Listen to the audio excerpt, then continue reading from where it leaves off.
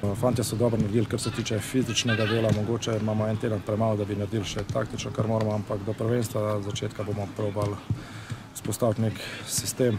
kateremu bomo težili in se bomo probali uvrstiti v najvišje mesta v ligi. Pač kamor Domžale tudi spadajo, je pa res, da je ekipa številčno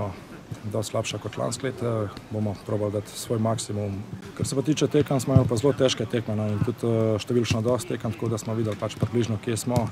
kaj moramo popraviti, na kaj moramo biti pazljivi in mislim, da bo ta ekipa kar dobra.